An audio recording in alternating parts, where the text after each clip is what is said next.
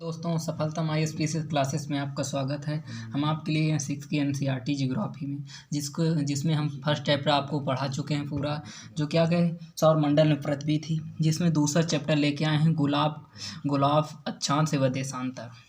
अब पहले हम क्या पढ़ेंगे, गुलाब क्या है। जो क्या देखो, पृथ्वी का एक लघु रूप में एक वास्तविक प्रतिरूप है। जो क्या ग्लोब हम छोटा ही बना, पृथ्वी कितना बड़ा नहीं बना सकते हम। जो ग्लोब बनाते हैं, जो क्या ग्लोब, एक गेंद ले लीजिए, जैसे ये गेंद है दोस्तों, इस गेंद को देख रहे हैं आप, ये पूरी जैसे पृथ्वी जैसे गोल है। जैसे ये क्या गई है, ये इसे हम क्या मान लेते हैं दोस्तों, इसे हम विषुवत रेखा मान लेते हैं दोस्तों।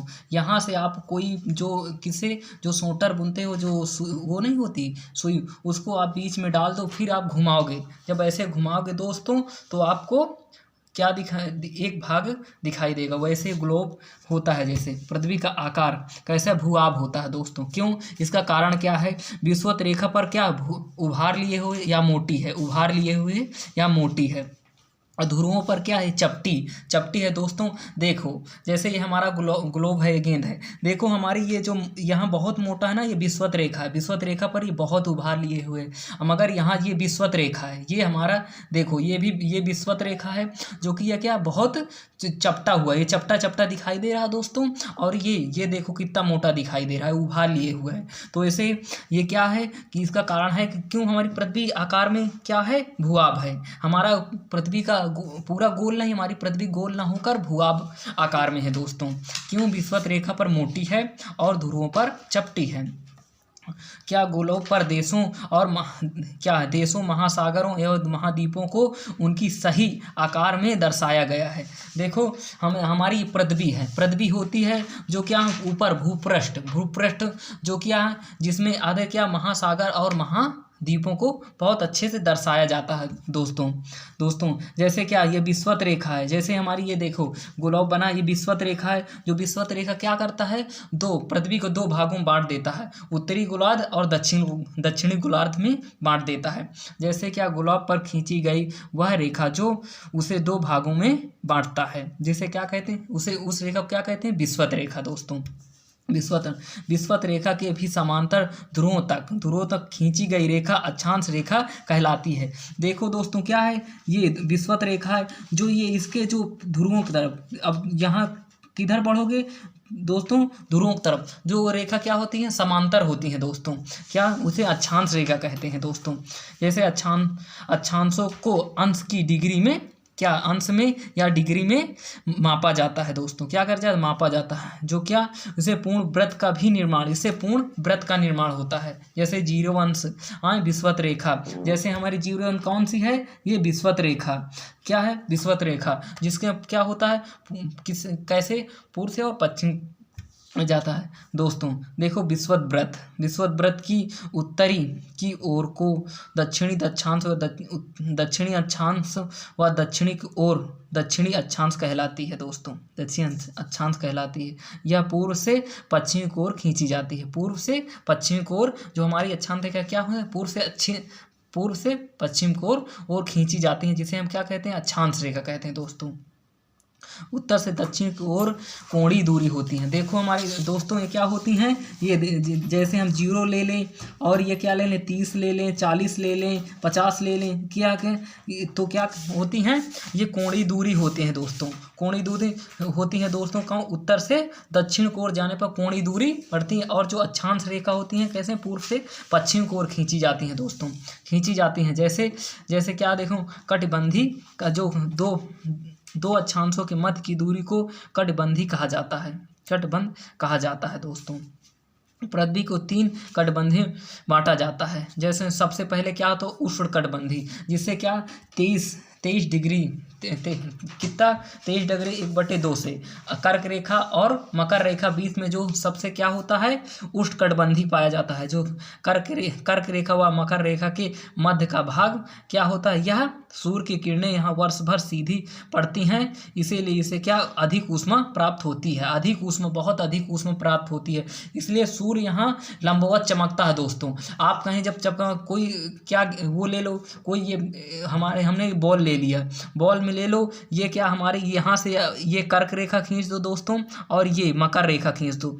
आप इसमें टार्च मारिए, सीधा सीधा मारिए, तो इसमें क्या सीधा सीधा उसकी रोशनी पड़ेगी, तो ये चमकता हुआ दिखाएगा। अब जब तिरछी होती चली जाएंगे तो उसमें रोशनी कम प्राप्त होगी दोस्तों। देखो जैसे शीतोष्ण कटिबंधी जो कर्क रेखा एवं आर्कटिक व्रत, कर्क रेखा देखो, आर्कटिक व्रत कहाँ किसे कहते हैं, 66.1/66 को हम क्या कहते हैं, आर्कटिक व्रत, जो कि कर्क रेखा और आर्कटिक व्रत के बीच में क्या शीतोष्ण कटिबंधी पाया जाता है। कर्क रेखा और कटिबंधी का मकर रेखा व आर्कटिक व्रत के मध्य सूर्य की किरणें क्या हो जाती, तिरछी पड़ती हैं, इसलिए इसमें क्या होती है, कम ऊष्मा प्राप्त होती है दोस्तों, बहुत कम ऊष्मा प्राप्त होती है। जैसे क्या महत्वपूर्ण अक्षांश क्या हो, 23.1/2 उत्तरी अक्षांश, जिसे हम क्या कहते हैं, कर्क रेखा। जैसे 23.1/2 जिसे कहते हैं दक्षिणी अक्षांश, जिसे क्या कहते हैं, मकर रेखा दोस्तों। तीसरी क्या है, 66.1/2 जिसे उत्तरी अक्षांश, जिसे आर्कटिक वृत्त कहते हैं दोस्तों। जो क्या होता है, ये जैसे कर्क रेखा के ऊपर क्या है, आर्कटिक वृत्त होता है, जो 66.1/2 होता है दोस्तों। जैसे 66.1/2 जो क्या हो, दक्षिणी अक्षांश, जिसे क्या कहे, आर्कटिक वृत्त, जिसे दक्षिणी अक्षांश में, जो कि क्या होता है, उत्तरी अक्षांश, जो क्या उत्तरी ध्रुव होता है, जैसे 90 डिग्री में क्या होता है। देखो ये जब क्या हो, जब विषुवत रेखा उत्तरी और दक्षिणी गोलार्ध में बांट देती है, जिसे कहे क्या 90 में बांट देती है दोस्तों। जैसे 90 जोड़ने 180 हो जाता है दोस्तों। तरीको 90 दक्षिणी अक्षांश को दक्षिणी ध्रुव कहते हैं दोस्तों। इसी के साथ हम शीतोष्ण कटिबंधी, 3 पाए शीतोष्ण, जो कि आर्कटिक व्रत से अंटार्कटिक व्रत तक वह उत्तरी ध्रुव व दक्षिणी ध्रुवों के भी मध्य क्या सूर्य किरणें नहीं पहुंच पाती हैं। यहाँ पर हमेशा बहुत ठंड पड़ती है, यहीं दोस्तों ना सूर्य किरणें नहीं पड़ पाती, इसीलिए क्या होता है, दिन और रात यहाँ 12 महीना क्या होती है दोस्तों, यहाँ ठंड पड़ती दोस्तों। जैसे कि आप देखेंगे देशांतर उत्तरी ध्रुव व दक्षिणी ध्रुवों को भी मिलाने वाली रेखा को समांतर खींची गई रेखा देशांतर कहलाती हैं दोस्तों।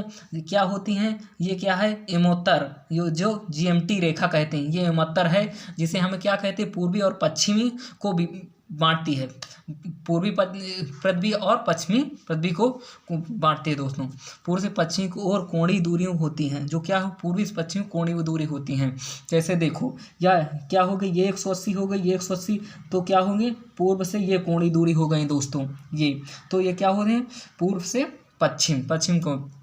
जीरो देशांतर को GMT मानक समय रेखा कहा जाता है, मानक समय रेखा कहा जाता है। यह पृथ्वी को 2 भागों में पूर्वी व पश्चिमी गोलार्ध में बांटती है, जो क्या होता है, 180 पूर्वी पश्चिमी और देशांतर को भी अंतर्राष्ट्रीय मानक समय कहा जाता है दोस्तों।